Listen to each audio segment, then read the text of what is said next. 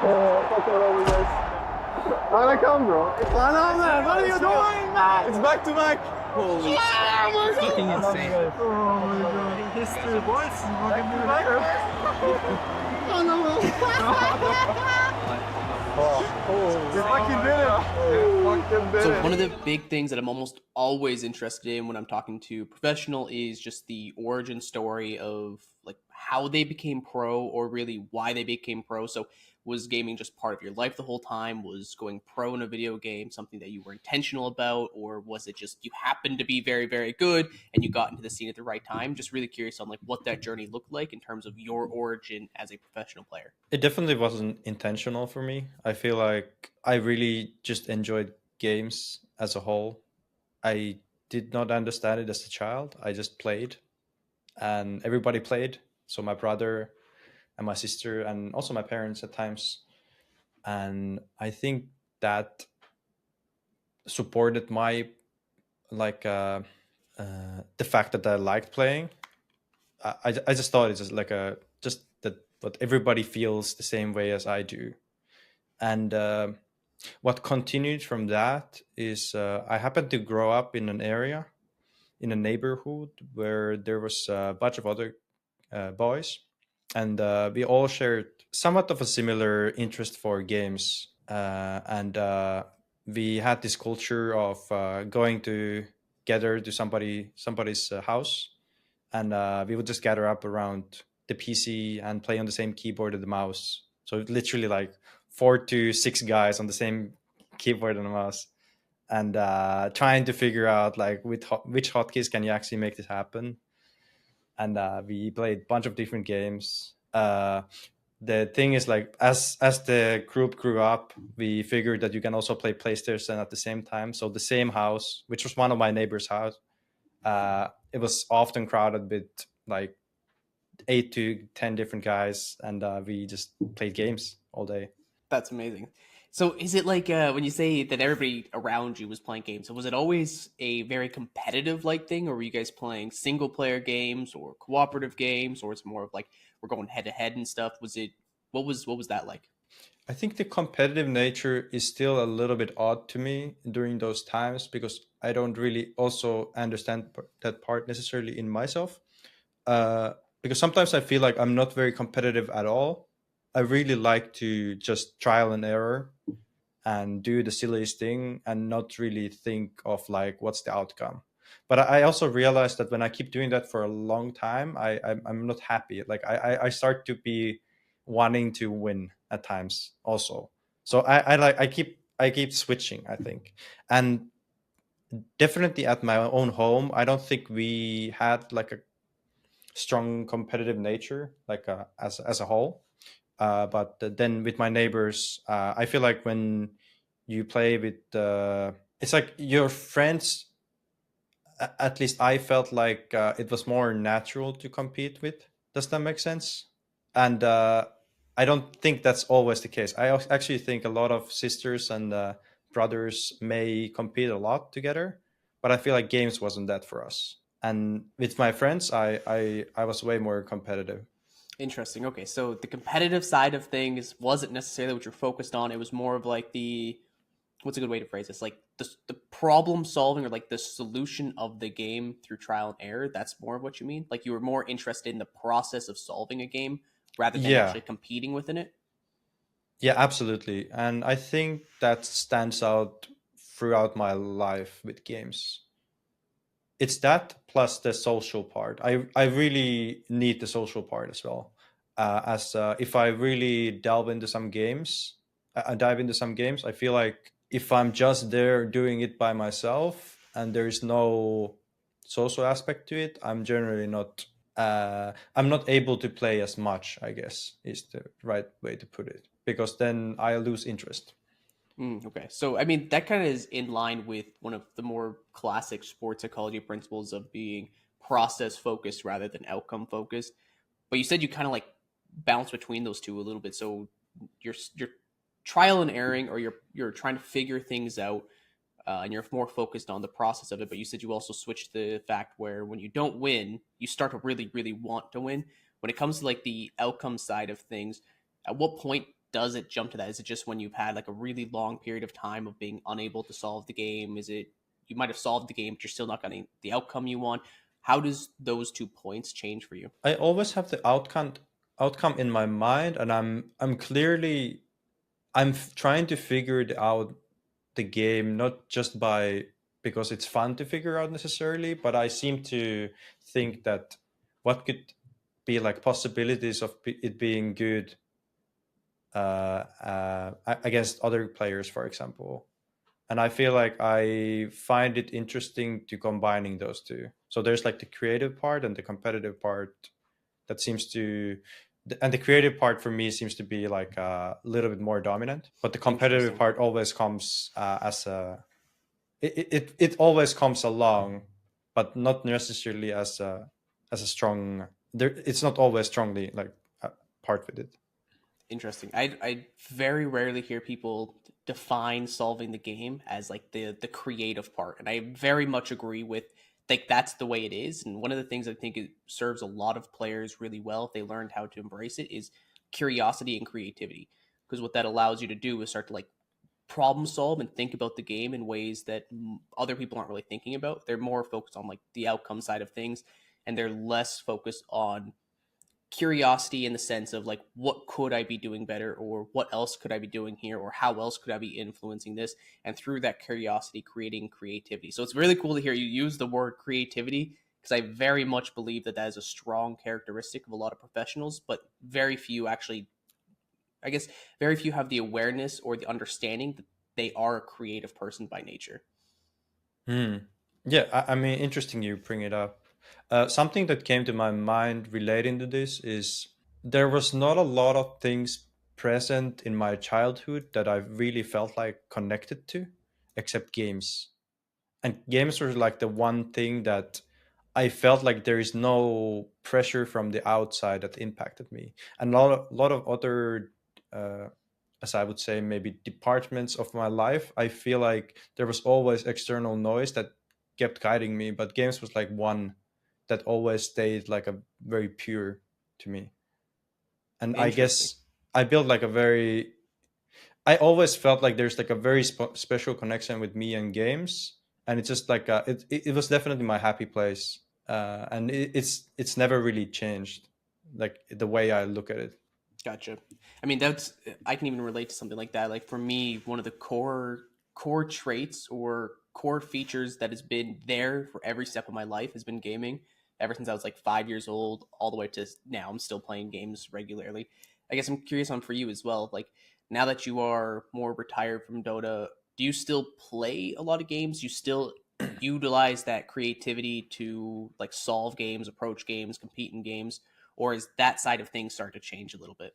It has definitely changed for me because I've thought I've started to bring like the adulthood with it, so starting to think it logically, like why it is the way it is, and I feel like that has shaped the way I look at games and gaming in general.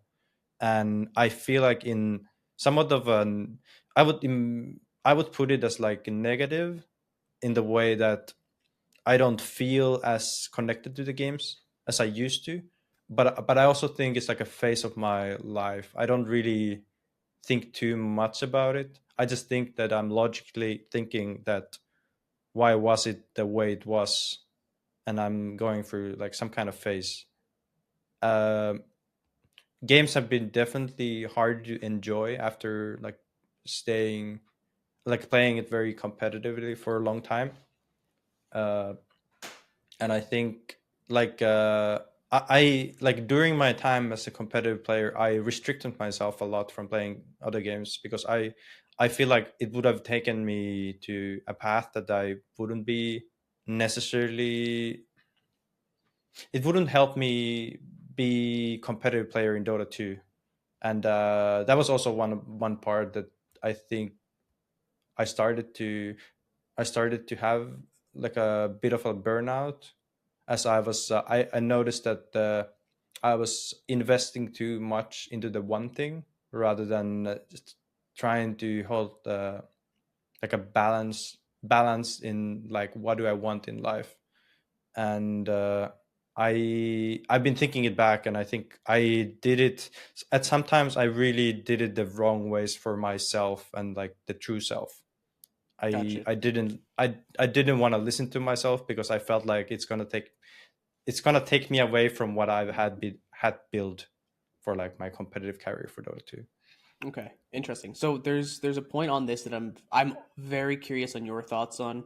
Talk to other people with a similar topic to this, but I want to know your perspective on it. So you said that it almost sounded like you had to have really intense discipline to avoid playing other games while you were playing Dota, so that you could be focused on the primary thing that you were investing in, which is being a professional Dota player, and that led to some of your burnout. My question is do you think it would have been possible? Obviously, you were a two-time TI winner. Do you think it would have been possible to be a back-to-back TI winner if you didn't make that kind of disciplined decision to not play other stuff, which ultimately led to your burnout, but in the process of leading to your burnout, gave you 2 world championships? Or do you think that if you had more balance prior to that, where you were being more authentic to your true self, chasing and playing the games that you enjoyed outside of Dota as well, if you did that and had the balance in life, do you still feel that you would have been able to accomplish TI championships while also sustaining a long-term career because you didn't burn out?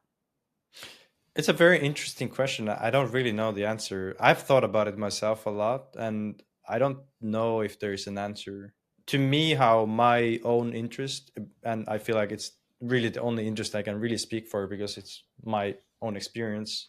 I can't really experience how other people think or feel their interest. Uh, is that I like if I think back to my childhood, I was very interested in many kind of games and trying to solve a lot of them at the same time, not necessarily just focusing on one, but maybe 3 different games. And I think it could have been like I feel like my interest was like later on kind of like a similar to that. I feel like when I just dive into one game like really deeply, at some point I feel like maybe there is other games that are also as interesting, or and I feel like if I were to give myself time, and I did at times like really give that time, I would really just invest into those games now, and Dota would be just on the side. And then immediately like my motivation for Dota would drop short periods of time because I felt that it was more interesting to try to solve those games now. It's like a fresh of breath air kind of Mm-hmm. feel. The other thing I feel is that it could have also led into perhaps doing well, as if I were to listen to my true self, as I feel like it's eventually gonna carry out as me feeling really good about myself and my choices. And if if that would have been Dota, then obviously like would have been in a better place to learn and practice and being a good teammate and staying stick to like the idea that I really want to win this tournament, and I would be in a very good place like approaching that. I feel like that could have also been an opportunity or like a possibility, but I don't really like who knows, like who knows really that like what would have happened. But I think it's a scary choice to listen to your true self and go that path, because it might not be Dota, and all this time like you thought you want to win this TI or maybe to win it twice or whatever, and perhaps your true self is like, yeah, kind of like fuck off, let's do something else. that that is a very scary thought. I know, and Yeah. kind of like backtracking really quick, and then I want to come to that point. Is I don't know if there is an answer to the question that I asked, because I think that everybody has a different perspective of it. I might have referenced this to you while we were, might have even been while we're getting coffee in Seattle, but there's a documentary called The Weight of Gold, and I think it really talks about this in a really powerful way, very extreme way, where there's a lot of Olympians that state, yeah, we won gold or we won silver at the Olympics, but I was the most depressed in my entire life I ever Mm. was on the lead up to it. So I accomplished it, but it cost me everything to do it. And it's a very interesting topic of if it costs you everything to do it, can you do it without you having to sacrifice all those things? Like, is there a way to have more balance in the lead up to that while still also accomplishing that? And I don't know if there's an answer to that. Everybody has a little bit of a different perspective. But on Mm, that note, oh, sorry, you're gonna say something? I mean, I have a small thought. Yeah, I yeah, go think for it. there can always be a little bit more balance, but it might still require some parts of your life to be sacrificed, like to be there. Like time is such a valuable resource. Like playing anything competitive, anything you want to achieve. So I feel like you really need to think hard to like where you put that time. And obviously there is, I feel like for example, for my own experience, I had this pressuring thought that I have to invest it into Dota, but was that really that efficient time use? Like perhaps I could have invested into like learning how to interact with my team, or how to do things more efficient, so perhaps I have more time to relax, or maybe thought about like, okay, what's focus, how does it work, like these kind of things. I could have put a lot of time into doing other things that also support my Dota life, I guess. Yeah, I like that a lot. And that's kind of right now, that's where my head kind of falls too, is that if we think about something, what's a random field, like powerlifting or marathon running or something like that, we know a lot of the limitations just because we've studied those things for a very long period of time. So we know how to push the body. We know at what point we have to have breaks due to overtraining, ripping muscles, or breaking bones, or stuff like that. Like, we know where the limitations are, and it's the duty of that athlete to push the boundaries within those limitations, because you can't go beyond it, otherwise you cause injury or overstrain. Mm. The issue that I see with esports or professional gaming in general is that we have no idea where the limitations are yet, and there is no clear boundaries for it. Like, technically speaking, you can always play more games, whether it's hurting your mental health or not. But I think at a certain point, a brain hits, we'll call it like information saturation, or the cognitive load is too much that you're no longer learning. And though you are doing more reps, your brain isn't actually developing anymore with Mm. regards to the skill that you're trying to learn. And so at that point, I think there is value in being able to pull back, develop other skills that are impactful to your pro play, but aren't necessarily playing the game. So interaction with your team. It might even be like just fixing simple things like sleep or whatever it is. Like, there are other skills or other things you can do that create balance, but still positively influence your ability to play the game, and you're not pushing your brain to the limits where it's no longer learning, but you're still doing the reps. And like, that's where my brain goes right now in approaching this, is like, how do we create the parameters of, here's what you can play, go do it, go push the limits within that. When you hit those boundaries, how do you do other stuff that creates balance in your life that will positively influence this? And like, that's what I'm currently thinking or Hmm. trying to figure out. I still have no That's idea where those interesting. boundaries are, because for some players it seems like, like 3 hours of scrims or 3 hours of pubs, and then they're just maxed out or fatigued for the day. While other professional players, it's like they can put 8 to 9 hours of it every single day, and they don't appear fatigued. I'll say appear. I don't actually know, but I love that. I love that. they don't It's appear definitely to up be. here. Yeah. That's a good Um, word. but you're right. Like, they don't appear to be fatigued, but are they actually learning? Are they not learning? I have no idea yet, and that's like, that's one of the things I try to figure out while talking to other professionals or talking to those who have expertise in this area, because I truthfully don't know the answer yet. Well, my personal experience tells me that they're learning. I feel like if they wouldn't be learning, then a lot of the pushes that people have been doing. So I've seen people play 20 pubs a day of Dota, and they have kept doing this repeatedly. And I think there has to be something that they learn in the process of doing that, because I've seen those individuals perform better than they have before the actual push that they do. And I don't really know why that is, but I've had the experience, like as a bystander, to see that it has benefited players. And I've been like you do that. I'm not gonna do that myself, and I have Yeah. not been uh, held into like, yeah, you have to do the same because it works for me. That has never been taught to me. I've been encouraged to play more. But I also think there might be a factor that they do the long push, and then the tournament comes, and then they just like they take it to zero for a while, and then they like have some rest days. And I feel like the rest that they take there, somehow like all the information and the knowledge that they have grinded those hours, I feel like it like comes to some kind of conclusions, and then you can play the tournament as how it is. It I feel like if you were having that grind and you would just hit the tournament game, I don't think it would work.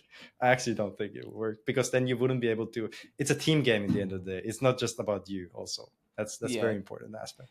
that's interesting that you say like the 20 pubs a day grind up until the tournament, and then you mean like a couple of days off before the tournament begins? Yeah, I would imagine Interesting. you Okay, you need to step out of it for a while, I like and that. then That I feel like your unconscious will process that information that you have just like accumulated, and I feel like then if you play even just like not zero but maybe just a little bit, I feel like you somehow the learning process seems to, at least to my understanding, to like process, and like learning has been done, but it's somewhere there. It just hasn't had the full rest perhaps, or I don't really know. I haven't done it myself, so this it's you're actually hitting on a very important topic that I think is actually really interesting, because this is a little bit of a clunky analogy, but I'm going to run with it. So I'm going to use muscles again as an example. If you lift weights, if you do bicep curls every single day, your muscles, the purpose of lifting a weight is to break down your muscles so they can rebuild stronger. If you are always utilizing that one muscle, it doesn't get time to recover despite you doing all the right things. It's like that period of time where there is a break between you using that muscle and then you using it again. That like gap between those 2 points is where it actually becomes like big, strong, and hard kind of thing. I think learning, I say it's a little bit of a clunky analogy because it's not quite the same, but learning is a similar process where you input a lot of time into the work, but you don't necessarily learn while you are doing the work. The learning comes when your brain, will use the word consolidate, when it consolidates all that information into memory. And so once it moves into memory, now you've learned, but that takes break. You have to stop utilizing it for a day or 2 days or a week or however long it is.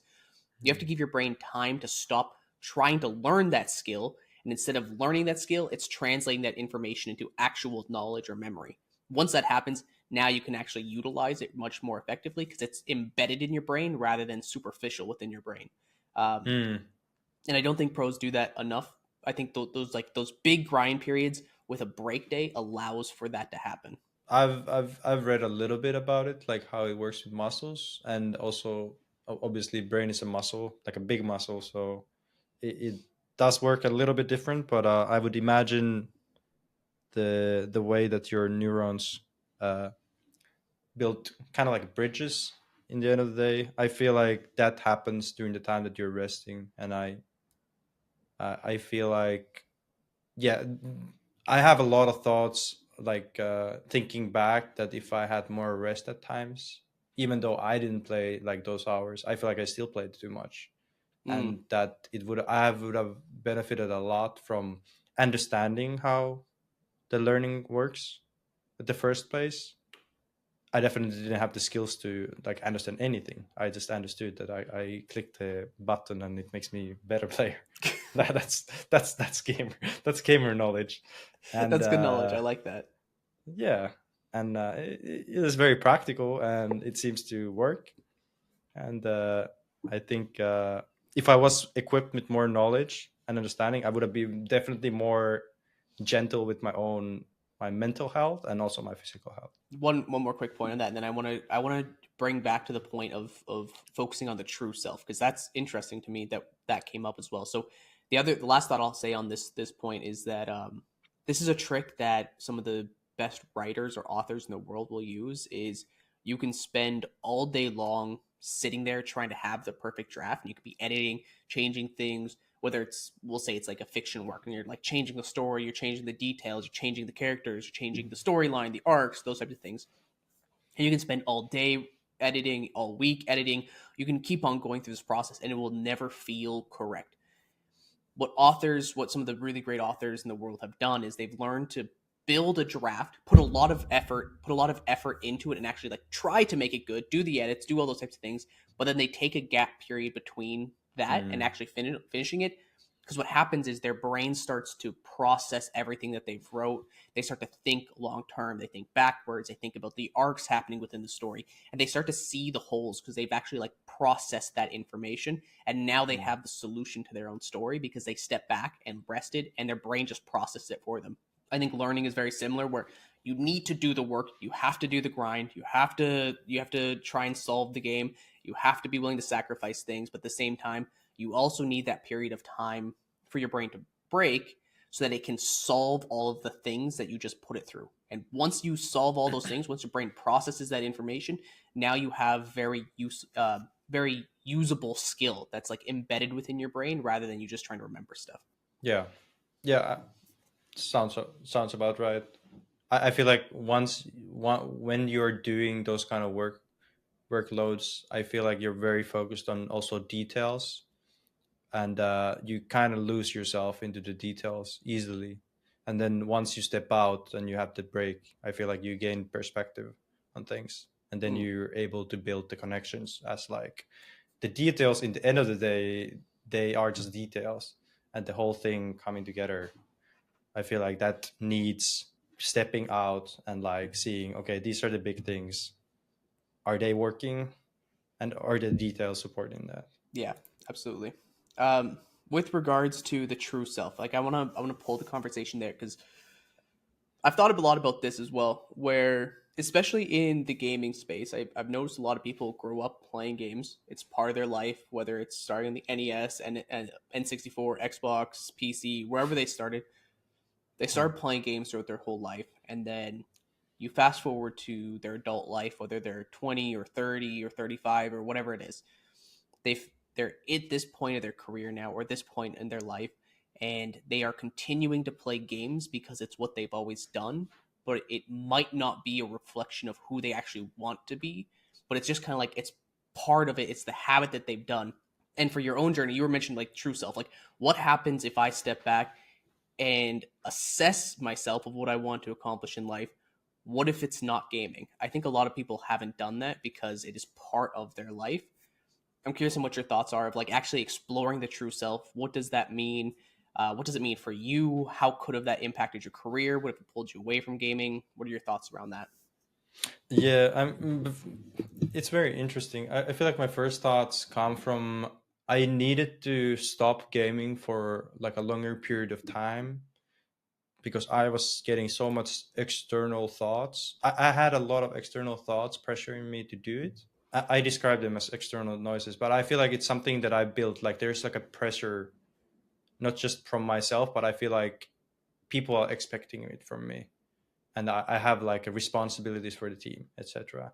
And I feel like when I took a break from gaming, I feel like I was more tuned into myself, and I feel like games tend to get in the way there, because I feel like it's so stimulating, and also if you're really trying to make your best, I feel like you'll play more hours than you're probably wanting to play, and I feel like that leads into like dissatisfaction. It's also very hard to enjoy other parts of your life because you're so dopamine exhausted, and I feel like it's really hard to do things that you want for yourself, that you want to progress in other parts, not just your gaming career. And for me, I can just tell example of my own life. Like I didn't know how to use calendar for a very long time, and let me tell you, like I was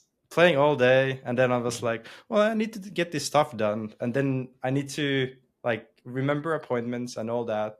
So I started off by missing all the appointments because I didn't know. Well, I didn't know where to be at what time. Then I'm like, oh, there's this calendar thing. I need to learn this. So I always, after my long gaming sessions, I tried to learn how to use that one. But I feel like it always got in the way of like I don't really feel like doing anything after gaming. Like I'm so exhausted. Like, and it took me a very long time to realize that if I just time things right in the way that I do all the so-called extra things, in the early part of the day, I give myself time to then play, and then I can just fall asleep right after. I can just pass out. I don't need to think about anything else. And it really gave me room to like learn to do all kinds of things later on. And I feel like it was the pattern that I was longing for, which I didn't understand in myself, that gaming kind of kills my all motivation to do anything else. So then I just want to sleep, and then early in the day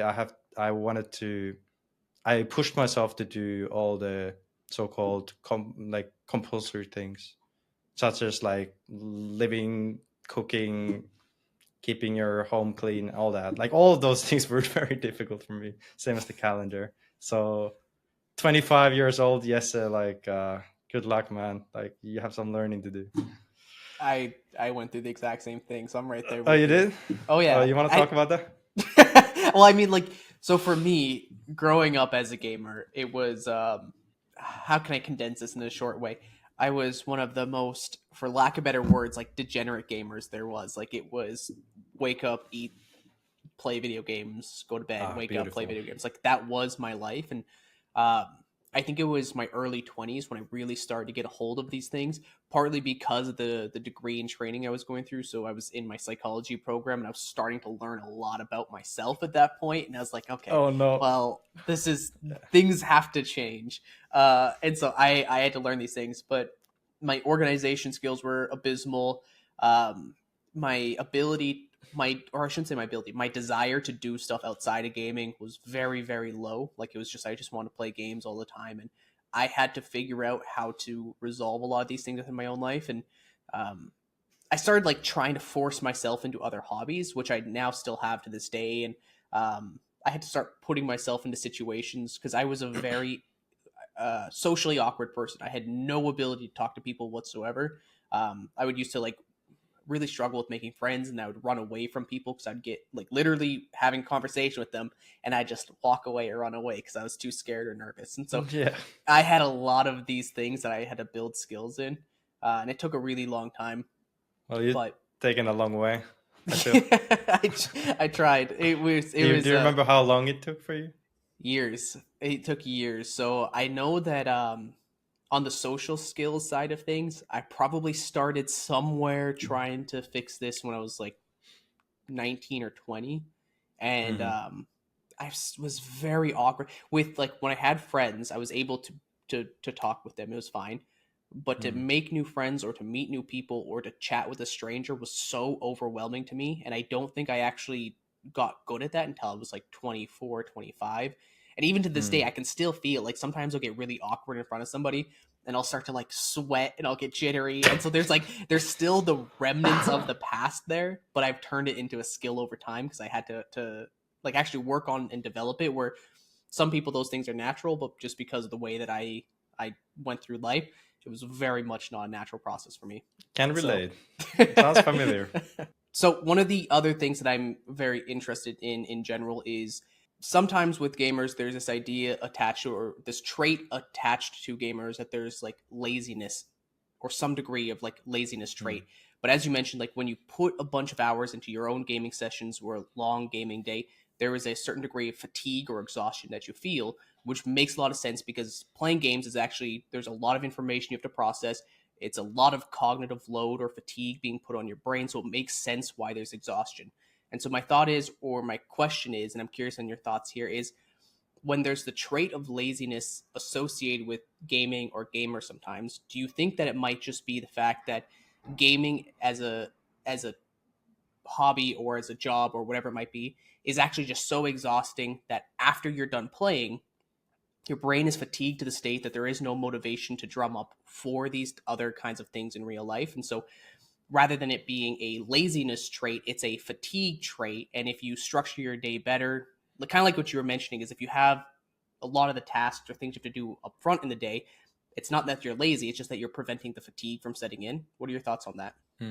I agree to basically the idea that you introduced. I feel like it's very common for any player that has played extensive amounts of hours to feel exhausted after it. I think a lot of it if players say that they don't, I feel like a lot of cases they're not aware of how they're feeling, or they feel it to like a much less to an extent. And I feel like then they're probably used to regulating that just by, because they have been doing it for so long, they're regulating their emotions. And I feel like it is like a very much in the middle ground. Like then you're likely to not experience as much of like increased and like extended emotions. I guess is a way to put it. Like I feel like extended emotions in the way that like feeling extreme sadness or also like happiness to the same level. I feel like they have probably come to the middle somewhere where they're really regulating their emotions, and they have learned to do that. If they feel that it's not, if they feel like it's not as fatiguing necessarily. Uh, something I feel like something I feel like all players are struggling with, at least to my extent. It is very true. The players I played with and how I've heard their experiences, like I don't think anybody's getting by this. I feel like the best examples of this is like going to a LAN with friends and trying to do like extensive hours of like doing some 24-hour playing together. Like at some point, everybody's gonna hit the low, and they're not as active in the game anymore. So yeah, that's kind of my personal experience. Something that came to my mind is also the fact that, because we're talking about also competitive gaming, it's very likely that these people, especially the higher tier you go, like the more competitive it gets, you'll find players that this is their one thing that they're really enjoying in their life. And when they do this extensively, most of their days, uh, it's really hard to feel like motivated to do other things, because you're all day you're doing is the thing that really feels meaningful to you, or you feel like this is the thing that I really want to be doing all day, and you're doing it. But then the other things, then I feel like because they're not as enjoyable anymore, it is very hard to do, like get past them, or like the feelings of laziness come from, at least in my opinion, come from the fact that there are less desirable things to do, and also the fatigue. It's like the combination of those two. So it's kind of like once you get to that high level where there is people that really just enjoy or find fulfillment in playing the game because they've hit that level, or because they feel that degree of fulfillment within the game, they feel less desire, or I guess another good word for this is they feel like other things are purposeless or don't have a purpose to do or less fulfilling to do. And so the demotivation or lack of motivation comes from the fact that to do these other things that are external to the game don't feel like they serve a purpose in their life. Is that kind of what you're saying? Uh, yes, I think there is important is the fact that if they don't find these things that they have to do outside gaming supportive of their gaming career, I think they will feel this way. But I think there is a world, I think, where the player can find motivation to do these things because they also help their gaming career on the side. Like if you Okay. see them as a supportive act instead of like getting the job done, they're quite different. In my opinion, that's how I motivated myself to do them, because I felt like they became part of my competitive career. As in, I feel like there is more than just playing the game. There are things to be taken care of, because this is the way that helps you get your competitive career even further. Is there so I would say like let's separate the Dota scene in like the old school players versus the new rookies, or like people who have been in the pro scene for maybe 1 year, maybe 2 years at most.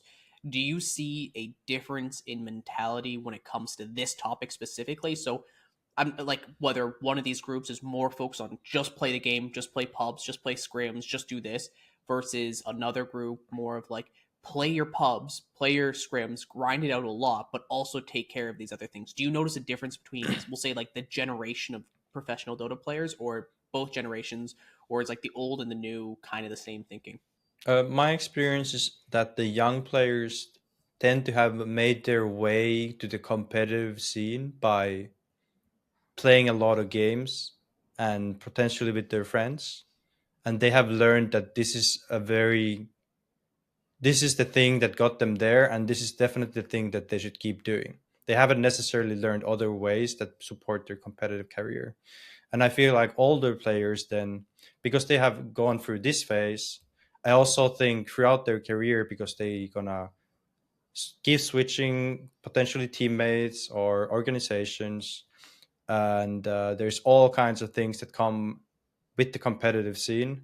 I feel like they learn new skills that they feel are not necessarily equally as good to learn, but definitely things that there is definitely they will feel like there is things to learn outside of just playing the game. There's like different approaches. There's like this thing that I talked about. So getting other things done throughout your day, that definitely comes with age.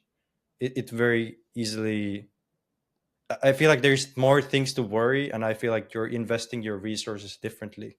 And the older you get, I think the resources start to like separate from the just tunneling down on the path of just playing. Gotcha. Okay. Interesting. So it's kind of like most or a lot of the younger generation makes it to the pro scene by actually just putting more hours into it. And then as you're in the pro scene, as you mature or you grow or you develop within the pro scene, you start to learn these supplementary skills of, you know, other things that might impact your ability to play the game, like getting stuff done. Maybe it's the health side of things, performance side of things. Like you learn that skill as a product of being in the professional scene, or as I guess as a product of being as getting older. Yeah, yeah, you put it a lot better than I did. But yeah, beautiful put. Sweet, sweet. I have a couple other. This is a little bit of a pivot because I there's a couple of questions or a couple of things that I really want to get your insight on, because I think you Mhm. obviously have a really good perspective based on your career. Um, One of the things, and this kind of ties into what we have been talking up to now, is with OG. You went back to back at TI, and I'm curious on what did the process on the build up to that look like? Was there a lot of faith and optimism, like holy shit, we're definitely the best team here, we're gonna win? Was it just something that happened? You guys weren't really sure. Like, what did the process on the build up to TI look like? And then what was it actually like at those back to back TIs? Was there nerves? Was there anxiety? Did the team feel like a unit, or did you guys just play as individuals? I really want to understand, like, what did that process of leading up to TI and playing at TI in both those years look like? Um, yes, being many TIs, so I can very easily mix these experiences at times. So apologies for that if that No, comes no, that's off. good. But 2018 was our first TI win, and leading to that point, so earlier that year we had like incidents where we couple of our teammates left and we had two come in, like basically complete rookies, I would say, to the extent of like how the competitive scene was. And obviously that changed your perspective of how you approach a big tournament. What are your expectations? So we didn't, I don't think we had a long time to really play together. I don't know if it was even a month before the open qualifiers started. So it was like open qualifiers to get to TI was the first step. And I think our mentality was like, okay, this is the time we have. Let's be very honest. Like, there's not a lot of it. And there's no like need to do anything or need to be anything. Like, let's just stick by every day and see where we get. So there was not a lot of things to be that we could lose there. I feel like we just had to pull it through every day and see where we ended up. So you ended up playing all different kind of teams because the road from the open qualifiers is way longer than being in the tournament itself, like invited to the tournament. And we had done that, like we already had that knowledge that it's going to be a long road. So all we did was stay very present of each day, what we can learn, try to get by, try to find ways to get to the next stage. That often meant something cheesy or something that we really believed in, or there's different kind of things. But there is not much to believe in when you have 1 month of preparation before the biggest tournament of the year. Gotcha. Okay, so two quick questions to follow up on here is one is when you had these two new players, what did we'll say like the team culture or the mentality or the vibe of the team turn into? Like, was it very like relaxed, casual, fun, enjoyable? Was it still, or was it more like intense? We got to work, we got to grind, we got to figure out all these information. Like, what was the overall mentality and culture of the team at that point? And then the second point is, what was like the leadership of the team look like at that point? I don't know who it would be specifically, but was it somebody like an individual that was pulling the roster together to help move through each stage? Was it a collective effort? Because sometimes like the leader of a team can be like a collection of all five of you in just different ways. So I'm curious on like what those things were like. And then the second or another follow-up question here is, you said that we just had to be present each day, and I'm curious on what do you mean by that? Is it like each day had a specific objective and a goal and we were just focused on this one moment, or what does it actually mean to be present each day in order to accomplish a goal? I feel like the core part of the team was Johan and Sebastian, and I think they pulled through the whole thing, like as a unit, like forward. And I feel like the rest of us tried to be helpful of doing that during the road. And I feel like I would, yeah, I feel like they had the biggest burden in that sense. There was a lot of responsibility they felt during that time, and I feel like we at times, like the other three, tried to alleviate that the ways that we could, because I feel like it was very tough times for them. Like in terms of like the two lost members, I feel like they were. I mean, they were very closely connected before, and it felt like everybody had to be there for the team to carry on forward. Like there was no, I feel like there wasn't a lot of other options.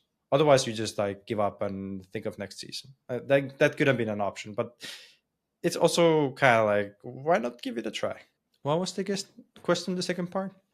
The second question was, you mentioned that there was like you guys just had to stay present each day and stay focused on the thing. So what does that actually mean? Like, is it just like the way you guys approach scrims? Is it that you guys had objectives every single day? Is like, what does it mean to be present each day with the pursuit of some larger goal?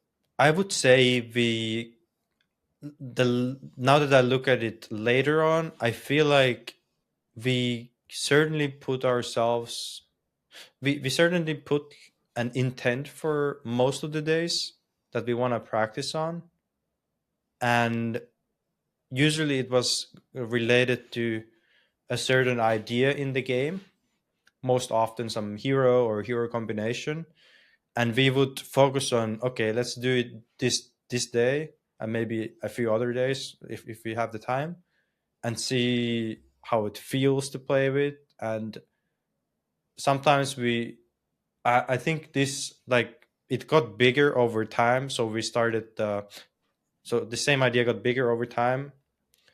So sometimes we would start writing about the intent of the day before the day started. We would open it up. Okay, this is what we're gonna be doing. What do you guys think about what's related to this? What's good to remember? What are the strengths or the weaknesses of this? We would try to share the same understanding of, like, okay, what are the key aspects of this thing that we are trying to do today. So it's not only for that day, but then further on, if we were to implement this idea to something that we are confident in, we would sometimes come back to those as if like what we wrote down back then, and try to, like, we understood back then something that it's good to go back to that. I feel like we had those moments once in a while. The other thing, how our internet, like the how we set our intentions, was a lot through individuals and what they felt like it wasn't as structured, and I think our team wouldn't have functioned very well with like a lot of structure. But there was definitely individuals sharing their opinions of like, okay, this is the hero that everybody's playing, but I don't want to play it. Like, it doesn't make any sense to me to do this. So we would be like, okay, today let's stay away from that hero. Like, what do you want to focus on? And then we'd be like, okay, let's do these three things. Let's try to Interesting. get these. Yeah, we would change our identity as a team changed a lot throughout the time. We would keep evolving some way or another, especially the times that we boot camped. Gotcha. Okay. So it sounds like your team wasn't very rigid in general. It was very much like the individuals come together, discuss ideas, thoughts, what they want to play, those types of things, and then through the process of those discussions and like keeping present each day, your team evolved into what eventually won TI because that's you guys weren't overly rigid and you allowed the growth and the evolution of the way that you guys want to play the game as a team. Yeah, I think that's most of it. Something that I would like to add is we didn't, because I think we implemented this culture that it's okay to share your ideas and try them out.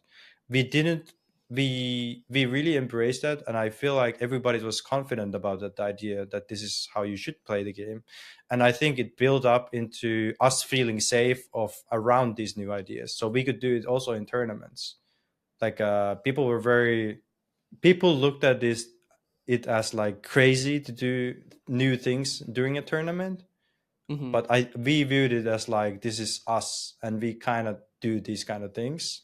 That's our safety zone of like pulling these things out I of like that. the ordinary, because a lot of teams lean into, okay, this is what we learned in the tournament, like before the tournament, let's just stick by no matter what. Like, let's not go somewhere else, because we don't want to be, when you play, for example, the finals, you don't want to be losing with the stuff that you didn't know how to play. You want to lose with the stuff that you practiced and you knew the most about. Like, that's the mentality of most teams. But I feel like there's like leanway into that. Like, you don't want to be too rigid. Rigid is a very good word for that. Yeah. Gotcha. Very cool. I think I have like one more question. We could probably wrap it up there because I know we're coming up here on time pretty quick. But um, we just talked a little bit about the lead into TI. Now I'm curious on. I know you've played a lot of tournaments. You've played a lot of TIs. You've won 2 TIs. Like you've had a very long career. When it actually comes to getting on stage and drafting and executing and playing the game and then leaving stage, what is that experience like from a nerves or performance anxiety or a stress standpoint? Like, how do you process the fact that there's millions of dollars on the line? There's a lot of people cheering for you or cheering against you. How do you handle that stress?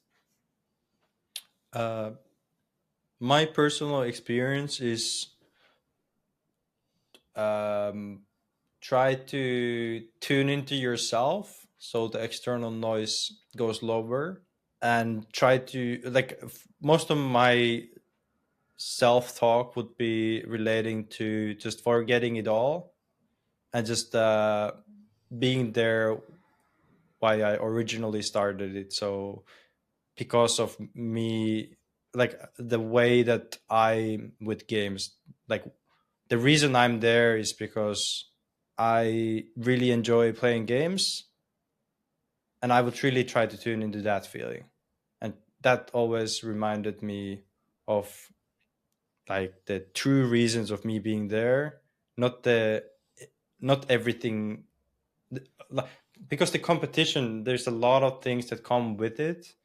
It's very easy to be distracted of like looking at the whole thing, and it's not the reason why you're there. It's not the reason that, like, even though players say that it's the fans because we're there, or that it's the game developers and all that, in the end of the day, I think the players are there because of their, and I don't want to like talk them down in any way, by the way. I truly believe they play a part, but I think the player and the competitor before their match, I think what matters to them is the fact that like their own reasons of doing it, of like why do they want to go there? Why is it important for them? Do you have any recommendations or thoughts on let's say that I'm a hopeful Dota pro, or there's some other person out there that's listening to this. How do you go about doing something like that? How do you tune into yourself? How do you pay attention or get that self talk to the right place? Like, what would be your recommendation or suggestion to them to actually go about doing that? Interesting question. The way I learned to do it was when I had these like long periods of breaks from like playing. I felt that I could understand myself better and the reasons that I have this career and that why I'm playing. And I think those were often the times when I would learn something about myself. But I think when I was in tournaments or boot camps or like practicing, I felt it was hard to focus on myself during those periods of time. So I guess my suggestion would be to use the breaks to find space for your time to really like to understand yourself, to like and to look like why do we do what we do. I don't know, It's a it worked tough, for yeah. me. It's No, hard to it's good. describe because I feel like it's also different for everybody, and I think you don't necessarily learn it from books, and I don't want to discourage people not reading books, but the thing is the book is also somebody else's thoughts, not necessarily your own. Yeah, So I think some book will work for another person and the other for somebody else. yeah. There's And it's definitely good to learn how to self-reflect.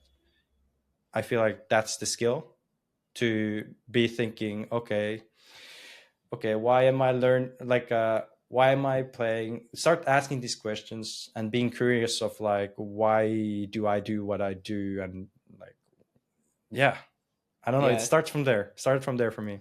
It's a very tough question. That like, this is another one of the things that I have no idea what the correct answer is. But I frequently get asked this by players who either feel that stress or the performance anxiety of how do we actually do these things, and I'm Mm. trying to, as the coach or as the practitioner, try and figure out like how do I teach this to somebody in a way that they are learning it for themselves. Because I very much agree with you. It's not something you're going to learn from a book. The book is great for getting theory or concepts or ideas or somebody else's thoughts, but it's not going to teach you about yourself unless you take the step to do that Mm. self reflection. And even for me, like the story I told you about the social anxiety part of me, there's no book in the world that could have taught me how to be less socially anxious. I had to figure out that process myself by going through it and being self-reflective. And I would, as weird as it sounds, like I would almost play back social interactions in my head and be like, it's kind of like VOD Yeah, reviewing in my head. I'd be like, yeah, what did I do wrong there? At what point did I get nervous at? How could have I avoided that nerves, or how could have I handled the nerves better? And I actually had to like go through that self reflection process myself. But I agree with you. Like, no book is going to teach you this. You have to go through it and learn it yourself. I think books can support in that, but you just yeah, got to be willing to do it. yeah. that's that's very fun that you bring it up, and I feel like that's also like you would wanna suggest that because it worked for you, but you also know that you can't tell somebody to like, oh yeah, when you're anxious, just really think in the moment to like what actions you do, what are you gonna do next, or how you feel. Like it's like they come automatic. Like you don't actually do it purposely necessarily Yeah, in that moment, and yeah, then you learn to be like, okay, yeah, this seemed to work. Maybe there's more opportunities for this. yeah. It's a.